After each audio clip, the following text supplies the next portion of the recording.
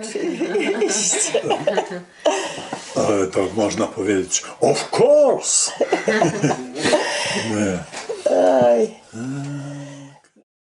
Today we're in Nova Wola, a village that's quite close to Michałowo, and we'll be talking to some of the inhabitants here about what it's like to live here.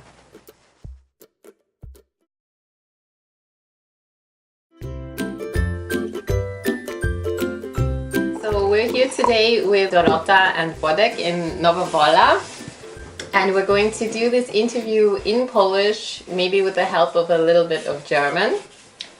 Dorota, Wodek, możecie opowiadać nam coś o was?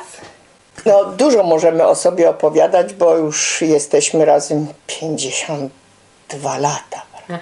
Albo i więcej. Albo i więcej. Oficjalnie 52. No cóż, poznaliśmy się na Śląsku. Tam pokończyliśmy szkoły. Zaczęliśmy tam pracować. Tam urodziła się 3 naszych dzieci. I ja, jak przyjechałam do Mostowlan ze Śląska na białostocką wieś przy granicy białoruskiej, no szok był niesamowity, bo znałam wsie, które są na Dolnym Śląsku, a ta wieś była specyficzna. Drewniane domy, które mi się bardzo podobały, sam wystrój bardzo skromny, ale wszędzie pachniało drewnem i to było dla mnie zaskoczenie. Widziałam coś innego. Moja teściowa co sobotę szorowała podłogi w kuchni, która jak się obudziłam, był taki zapach, że napawałam się tym zapachem tego mokrego, takiego drewna. Po pewnym czasie w tym miejscu zakochałam się bardzo.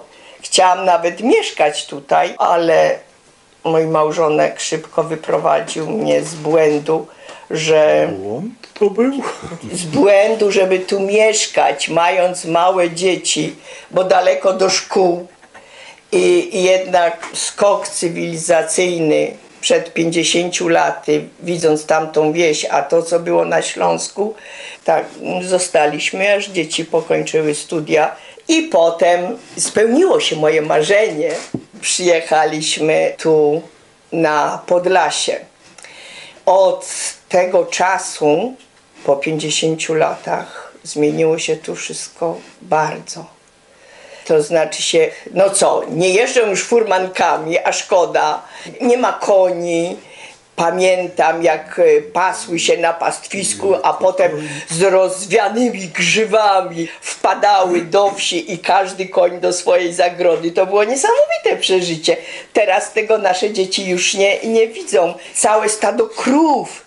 I teraz, no jak one teraz, co? Każda szła do swojej też zagrody. Jakoś dziwnym trafem krowy wiedziały, do której pójść. Rano pastuch wychodził i krzyczał: wyganiaj! Co to się dzieje? A tu każdy już przy furtce swoje, tam i owce, i konie, i krowy. Było takie wiejskie pastwisko, na którym pasły się, nie każdy na sznurku, tak jak ja widziałam, że na łańcuchu każdy prowadził swoją krowę, tylko to było wiejskie pastwisko, gdzie całe stada czy tabuny koni tam się pasły. Teraz tego już nie ma i znowu żal. O, Iwan czaj mi się skończył. Zasmakowało ci. No tak.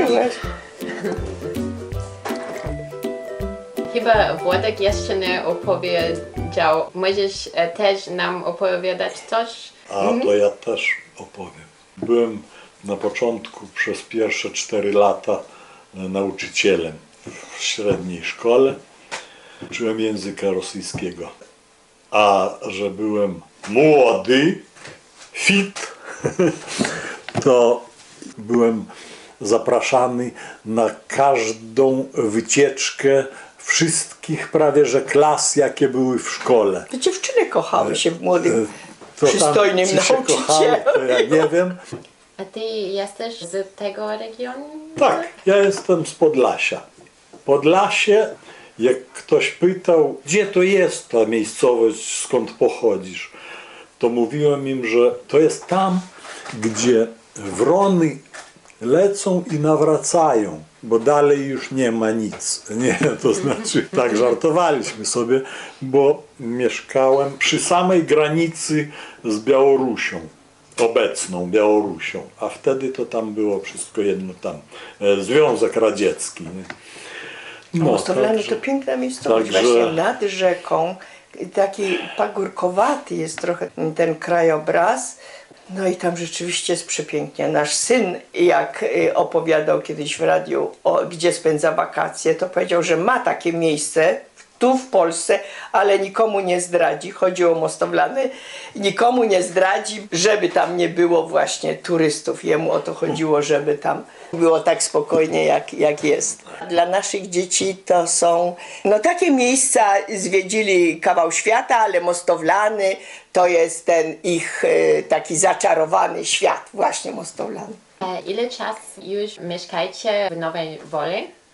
W Nowej Woli to już 19 lat.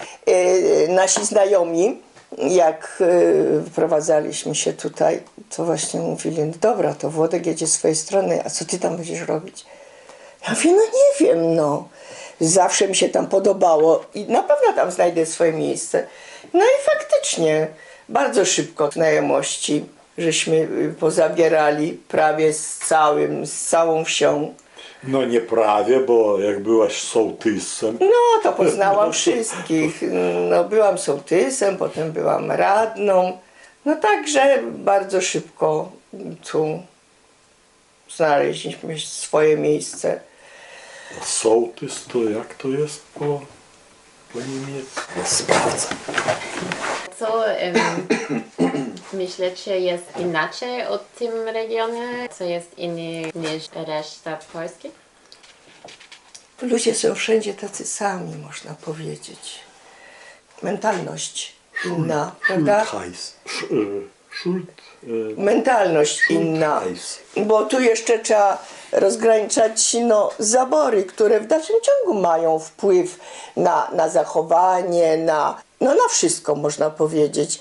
Inne były w tym zaborze pruskim, a inne w austriackim, inne Jedzenie na przykład. jedzenie inne. Poza tym, no cóż, byłam zaszokowana taką statystyką, że w zaborze pruskim przed 1918 rokiem było tylko 5% analfabetów, a w rosyjskim na odwrót. No i to jest właśnie to, prawda? Jak ja mówiłam, że moi dziadkowie pokończyli szkoły, to Władek mówi, no to mieli dużo pieniędzy. Ja mówię, nie, tam każdy chodził do szkoły. Czy jak moi rodzice, natomiast w zaborze rosyjskim tego nie było. I to w dalszym ciągu jeszcze rzutuje, myślę, na wszystko. Wykształcenie. Chociaż na pewno się to już zaciera, ale panie w moim wieku, co też byłam zaszokowana, mają skończone tylko podstawową szkołę. U nas zawodowe to już każde, czy technikum, czy liceum, a tu jeszcze z tym Bo tu było. cegielnia niedaleko była. I dziewczyny kończyły szkołę podstawową, mając 14 lat i od razu szły do takiej ciężkiej pracy. Pracowały w cegielni, wracały z roboty, że tak po śląsku powiem, i do drugiej roboty gospodarstwo czekało, nie? Życie tu ludzie mieli bardzo ciężkie. Musieli 3/4 swoich produktów oddawać państwu za darmo. No to co? Bez przesady. No opowiadałeś, że masła nie było, bo trzeba było tam ileś oddać. No. Jedna krowina, to co tam jest, skąd to masło?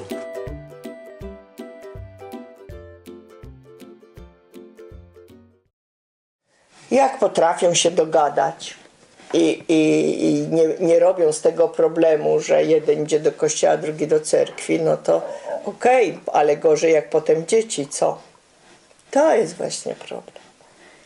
prawda? Na pewno to jest bardzo trudne. No, myśmy mieszkali na Śląsku, więc tam cerkwi nie ma. Gdybyśmy byli tu, to na pewno nasze dzieci były prawosławne. Bo takie było one jak w Mostowlanach. Bardzo Kasia chodziła zawsze z babcią i była bardzo dumna z tego. Jeszcze kapelusz sobie taki wkładała na głowę, że chodziła do cerkwi.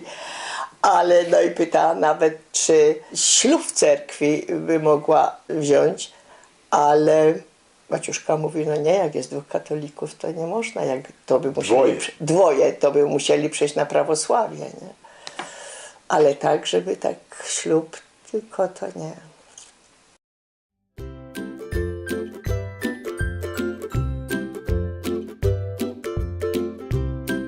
Wszystkie pory roku tu są cudowne. Począwszy od wiosny, już się nie można doczekać, kiedy pierwsze te drzewa zrobią się zielone, potem lato i śnieżna zima. To jest przepięknie, także można tu przyjeżdżać i w te nasze strony, już tak powiem nasze, bo to rzeczywiście już tu jestem tyle, że mogę tak mówić, o każdej porze roku, bo tu jest naprawdę przepięknie. Jak deszcz pada, to też jest fajnie, bo grzyby będą rosły. No jest przepięknie, tak.